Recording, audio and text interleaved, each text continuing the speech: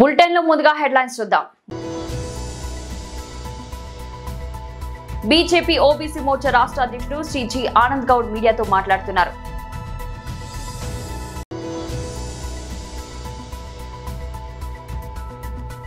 తెలంగాణ భవన్లో బీఆర్ఎస్ నాయకుల press meet.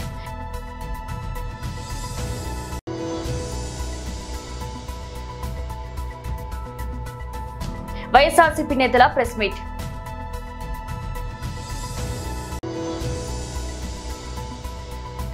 YCP కోడిగుడ్డు తెస్తే టీడీపీ గూగుల్ ను తీసుకొచ్చింది. యార్లగడ్డ వెంకట్రావు మీడియా సమావేశం.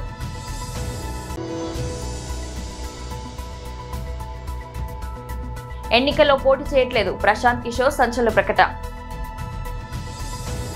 బీజేపీ ఓబీసీ మోర్చా రాష్ట్ర అధ్యక్షుడు శ్రీ జి ఆనంద్ గౌడ్ మీడియాతో మాట్లాడుతున్నారు. అందరికీ నమస్కారం. ముఖ్యంగా ఈ మధ్యన కాంగ్రెస్ పార్టీ కానీ బీఆర్ఎస్ పార్టీ నాయకులు కానీ కుల వృత్తులంటే చాలా చిన్న చూపు చూస్తున్నారు. అక్కడ రేవంత్ రెడ్డి గారు కానీ ఇక్కడ బీఆర్ఎస్ తరఫుకి వెళ్ళి కేటీఆర్ గారు కానీ ఆయన అధికారంలో రాకముందేమో మొత్తము బీసీ జాతినే అవమానపరచుండు ఆనాటి పిసిసి ప్రెసిడెంట్ ఈనాటి ముఖ్యమంత్రి రేవంత్ రెడ్డి గారు. బీసీలు పాలనకే పనికిరారు, వాళ్ళు పాలించే శక్తి వాళ్ళకి లేదు, కాబట్టి అది మాకే ఉంది అనే ఒక సూచన చేసిండు. ఆయన ఆ విధంగా అవమానపరుచుకుంటూ కుల వృత్తులని బీసీలని అవమానపరుస్తుంటే ఈరోజు తెలంగాణ వస్తే మా తెలంగాణ ప్రజలని ఆంధ్ర ప్రజలు అన్ని విధాలుగా తొక్కుతున్నారు, మా యాస మా భాష మా సంస్కృతిని కించపరుస్తున్నారు అని బీఆర్ఎస్ పార్టీ నేత ఆనాడు మాట్లాడిన నేత కుమారుడు కేటీఆర్ గారు ఇవాళ ఒక ఆరగట్టిక కులాన్ని కించపరుచుకుంటూ దాన్ని ఆ పదాన్ని ఏ విధంగా అంటే అదో పనికిరాని, అంటే ఈ తెలంగాణలో కుల వృత్తులు అనేది వాళ్ళు తరతరాలుగా వృత్తిని ఎంచుకొని చేసే పని. దానిని కూడా కేటీఆర్ గారు అది కూడా ఒక సభలో మాట్లాడుకుంటూ చెప్పడం శోచనీయం. కుల వృత్తులను అవమానపరచడం వీళ్ళకి హాబీగా మారింది. అందులో బీసీలు అంటే కూడా ఈ రెండు పార్టీలు పూర్తి బీసీ వ్యతిరేక పార్టీలు. చెప్పడానికి ఏవో చెప్తారు కానీ బీసీలు అంటే ఎలాంటి గౌరవం లేదు.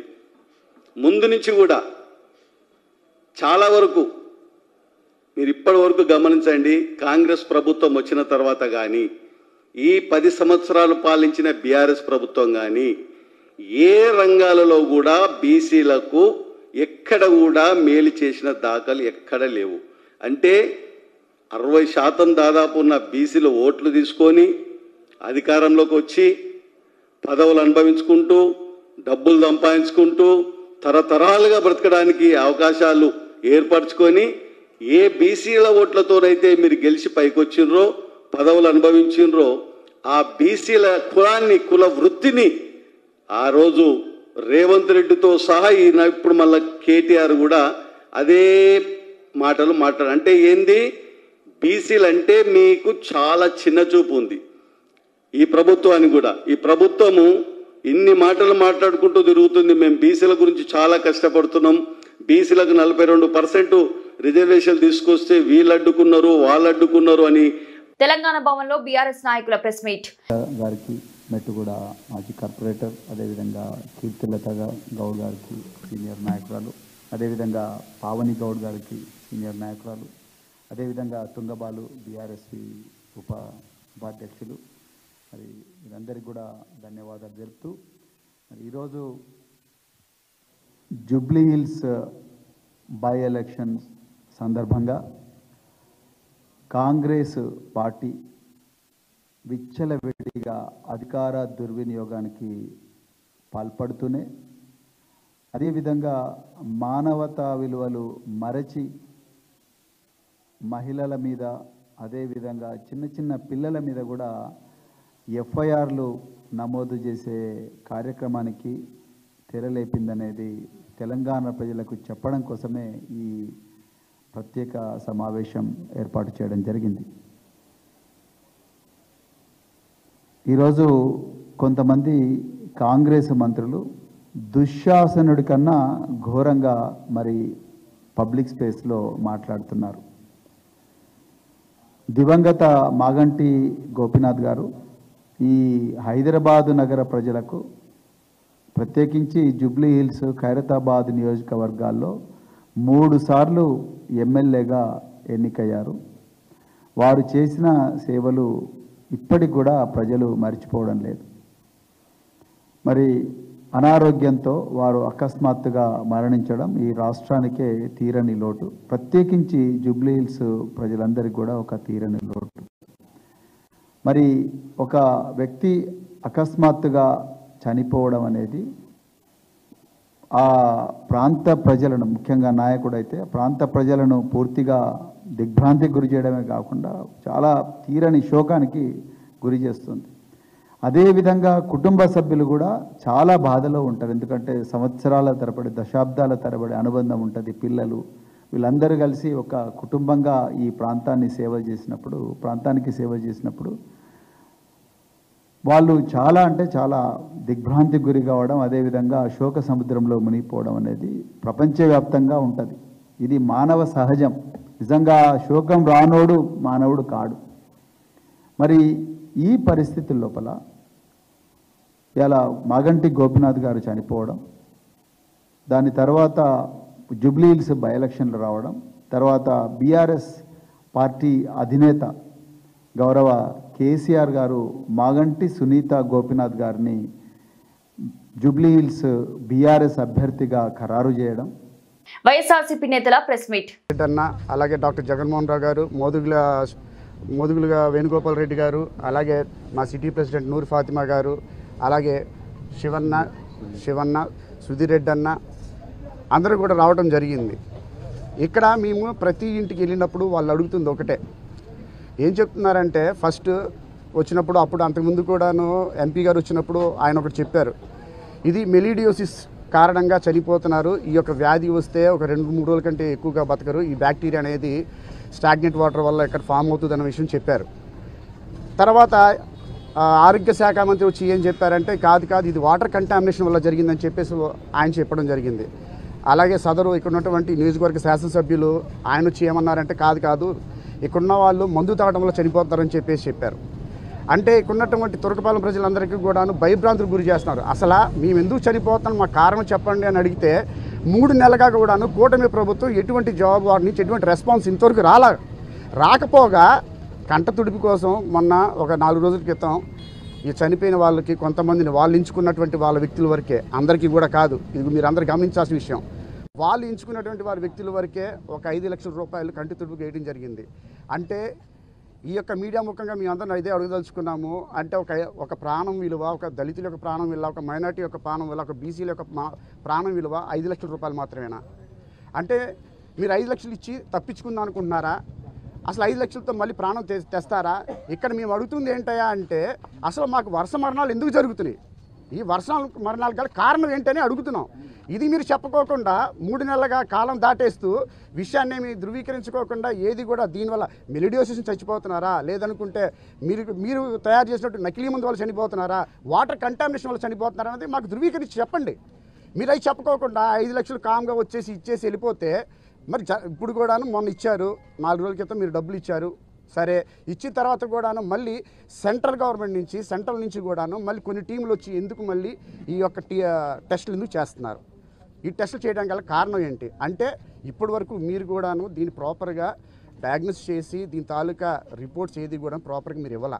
అంటే ఒక 3 నెలలుగా ఇంతమంది ఎస్సీలు, బీసీలు, మైనారిటీలు ఇంతమంది చనిపోతున్నా కానీ ఈ కూటమి ప్రభుత్వం ఎట్టి పరిస్థితుల్లో దీనిని లెక్క పెట్టే యోచనలో లేనే లేదు. ఏదో చనిపోతారులే, దళితులే కదా, ఓట్లు ఏముందలే అన్న దాంతో వాళ్ళు తాగి చనిపోయారు అని చెప్పేసి ఏదో ఒక దానిలో దీన్ని తప్పు దోవ పట్టిస్తున్నారు. ఈరోజు ఈ యొక్క టీం ద్వారా మేము గ్రహించింది ఏంటంటే మా యొక్క డాక్టర్స్ టీం అందరూ చెప్తున్నది ఏంటంటే మేము దీనిలో అనాలిసిస్ చేసిన తర్వాత ముఖ్యంగా చాలామంది హెల్త్ ఇష్యూస్తో చనిపోయే వాళ్ళందరికీ కూడాను మెలిడియోసిస్ అనేటువంటి ఒక వ్యాధి వల్ల దాని తాలూకా బ్యాక్టీరియా వల్ల చనిపోవడం జరిగింది. దీని తాలూకా వ్యాధి తాలూకా గుణాలు ఎలా ఉంటాయంటే కొంతమందికి జ్వరం వస్తుంది, కొంతమందికి గడ్డలు వస్తాయి, అలాగే ఫీవర్ ద్వారా కొంతమంది లంగ్స్ దెబ్బతింటాయి, ఇలాగ మల్టిపుల్ ఆర్గన్స్ కూడా దెబ్బతిన ఉంటాయి. వైసీపీ కోడిగుడ్డు తెస్తే టీడీపీ గూగుల్ ను తీసుకొచ్చింది. యార్లగడ్డ వెంకట్రావు మీడియా సమావేశం. మీడియా మిత్రులు నమస్కారం. గడచిన 3 రోజులుగా వైఎస్ఆర్ కాంగ్రెస్ పార్టీ నాయకులు ప్రెస్ ముందుకు వచ్చి ఏం మాట్లాడుతున్నారో ఒకసారి విజ్ఞతతో వాళ్ళు మాట్లాడింది వాళ్ళు చూసుకుని రివ్యూ చేసుకోవాల్సిన అవసరం ఉందని నేను భావిస్తున్నా. నిన్న హిస్టారికల్ డే. ఆంధ్రప్రదేశ్ రాష్ట్రంలో $15 బిలియన్ గూగుల్ డేటా సెంటర్ ఏ హబ్ని వైజాగ్లో వస్తానికి ఒప్పందం చేసుకుంటే ఈ రాష్ట్ర బడ్జెటే 3,22,000 కోట్లు అయితే సంవత్సరానికి దాదాపు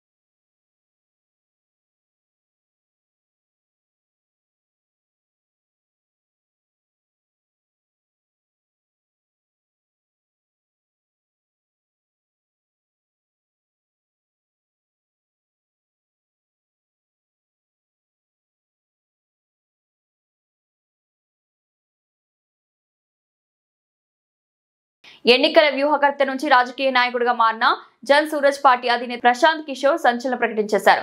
నవంబర్లో జరగనున్న అసెంబ్లీ ఎన్నికల్లో తాను పోటీ చేయడం లేదని ప్రకటించారు. అయితే ఆర్జేడీ నేత మాజీ ఉప ముఖ్యమంత్రి తేజస్వి యాదవ్ ను ఓడించడమే లక్ష్యంగా పనిచేస్తానని స్పష్టం చేశారు. ముఖ్యంగా తేజస్వి కంచుకోట అయిన రాక్పూర్ నియోజకవర్గాన్ని లక్ష్యంగా చేసుకుని ఆయన చేస్తున్న వ్యాఖ్యలు రాజకీయ వాతావరణాన్ని వేడెక్కిస్తున్నాయి. నేను పోటీ చేయను, ఇది పార్టీ తీసుకున్న నిర్ణయం. పార్టీ విస్తృత ప్రయోజనాల కోసం నేను ప్రస్తుతం చేస్తున్న సంస్థాగత పనులను కొనసాగిస్తాను అని ప్రశాంత్ కిషోర్ స్పష్టం చేశారు. తేజస్వి యాదవ్ పై రాఘపూర్ నుంచి పీకే పోటీ చేస్తారంటూ వస్తున్న ఊహాగానాలకు ఈ ప్రకటన తెరపడింది. అయితే ఎన్నికల బరిలో లేకపోయినా తన పోరాటం తేజస్విపైనే అని పీకే పరోక్షంగా చాటారు. అక్టోబర్ 11న తేజస్వి యాదవ్ సొంత నియోజకవర్గమైన రాఘపూర్లోనే ఆయన తన ప్రచారాన్ని ప్రారంభించారు. ఈ సందర్భంగా ఆయన మాట్లాడుతూ అమేథీలో రాహుల్ గాంధీని ఎలా ఓడించారో రాఘపూర్లో తేజస్వి యాదవ్ ని కూడా అంతకంటే గట్టిగా ఓడిస్తామని శపథం చేశారు. పాట్నాకు సుమారు 50 కిలోమీటర్ల దూరంలో ఉన్న ఈ నియోజకవర్గంలో పర్యటించిన పీకేకు స్థానిక మద్దతుదారులు డప్పు వాయిద్యాలతో ఘన స్వాగతం పలికారు. గ్రామాల్లో పర్యటిస్తూ స్థానిక ప్రజలతో మమేకమై ప్రశాంత్ కిషోర్ వారి సమస్యలను అడిగి తెలుసుకున్నారు. సరైన రోడ్లు, పాఠశాలలు, కనీస సౌకర్యాలు లేవని ప్రజలు ఫిర్యాదు చేయడంతో ఆయన స్థానిక ఎమ్మెల్యే పనితీరును తీవ్రంగా విమర్శించారు. కేవలం కులాన్ని చూసి తప్పుడు వ్యక్తికి ఓటు వేస్తున్నారని, మీ ఎమ్మెల్యే 2 సార్లు ఉప ముఖ్యమంత్రి అయ్యారు, ఎప్పుడైనా మీ సమస్యలు ఆయన దృష్టికి తీసుకెళ్లగలిగారా అని గ్రామస్తులను ముఖ్యంగా మహిళలను ఉద్దేశించి ప్రశ్నించారు. చాలా మంది తేజస్వి యాదవ్ను కలవడం కూడా సాధ్యం కాదని చెప్పడం గమనార్హం. ఈసారి తేజస్వి మరో స్థానం నుంచి కూడా పోటీ చేసే అవకాశం ఉందన్న ప్రచారం జరుగుతుందని కూడా పీకే పేర్కొన్నారు. రాబోయే స్థానిక సంస్థల ఎన్నికల్లో పంచాయతీరాజ్ చట్టం 21(3)ను ఎత్తివేసి 3 పిల్లలు ఉన్న వారికి కూడా ఎన్నికల్లో పోటీ చేసే అవకాశం కల్పించాలని ఆల్ ఇండియా ట్రైబల్ జేఏసీ నాయకులు అన్నారు. ఈ మేరకు యూనివర్సిటీలోని ఆర్ట్స్ కళాశాల వద్ద నిరసన కార్యక్రమం చేపట్టారు. ఈ సందర్భంగా పలువురు ఆత్మగౌరవ వేదిక నాయకులు మాట్లాడుతూ మంత్రి మండలి సమావేశంలో ఈ విషయంపై చర్చించి సరైన నిర్ణయం తీసుకోవాలని కోరారు. ఎంతమంది పిల్లలు ఉన్నా కూడా ఎన్నికల్లో పోటీ చేసే అవకాశం కల్పించే దిశగా నిర్ణయం తీసుకోవాలని తెలిపారు. చంద్రబాబు ఈ నిబంధనను ఎత్తివేసి ఎన్నికలకు వెళ్తున్న విషయాన్ని గుర్తు చేశారు. తెలంగాణలో కూడా ఇదే తరహాలో ఎన్నికలు నిర్వహించాలని డిమాండ్. అలాగే ఈ నెల 18వ తేదీన బీసీ రిజర్వేషన్ సాధనకై బీసీ సంఘాలు ఇచ్చిన తెలంగాణ బంద్కు తాము సంపూర్ణ మద్దతు తెలుపుతున్నామని తెలిపారు.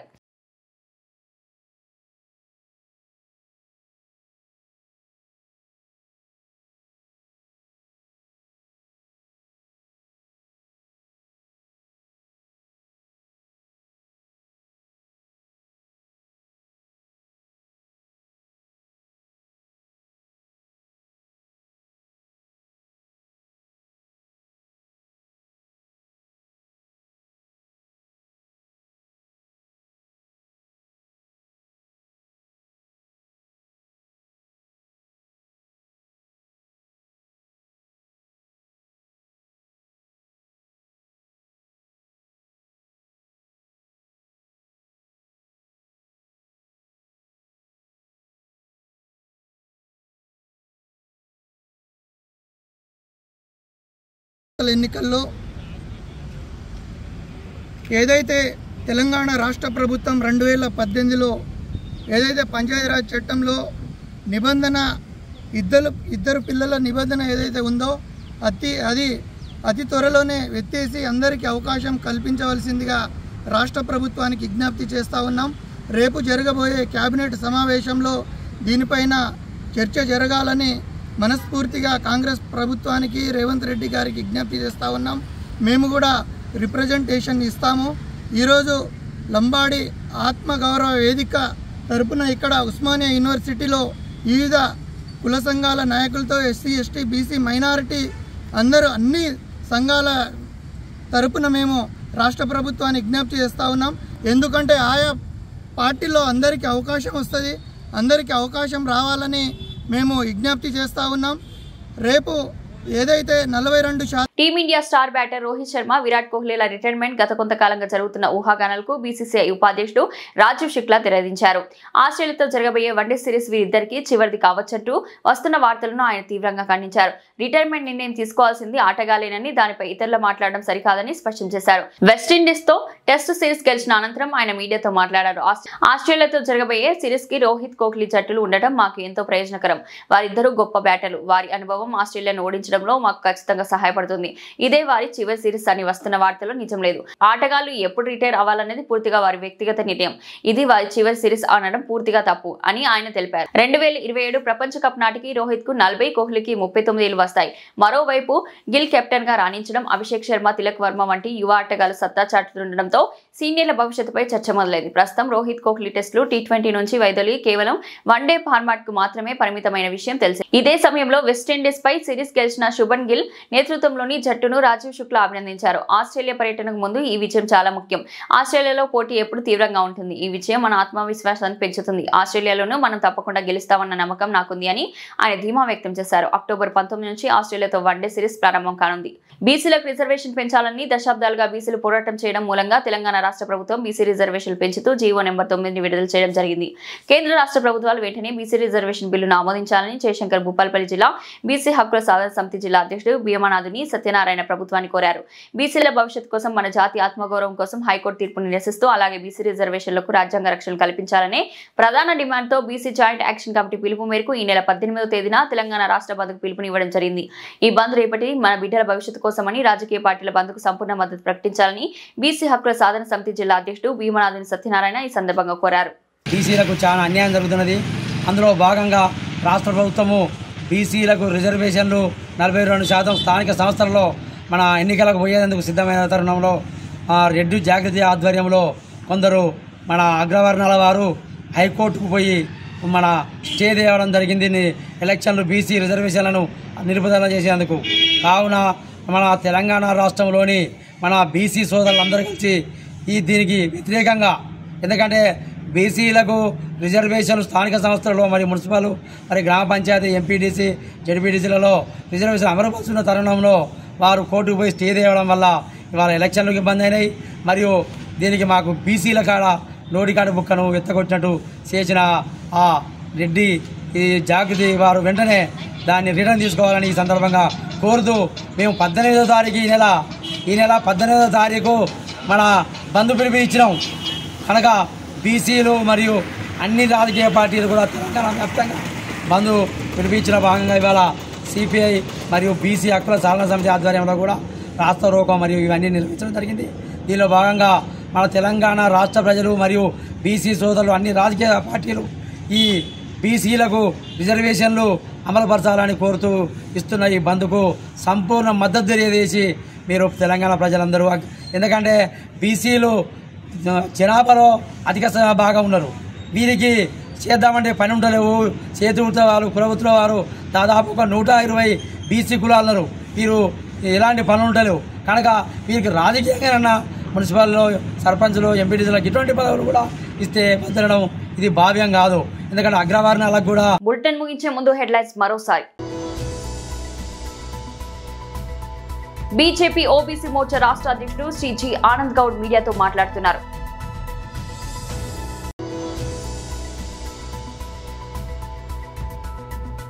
తెలంగాణ భవన్లో బీఆర్ఎస్ నాయకుల ప్రెస్ మీట్.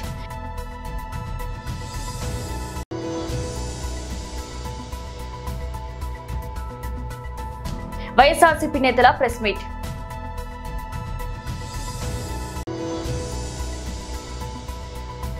వైసీపీ కోడిగుడ్డు తెస్తే టీడీపీ గూగుల్ను తీసుకొచ్చింది. యార్లగడ్డ వెంకట్రావు మీడియా సమావేశం.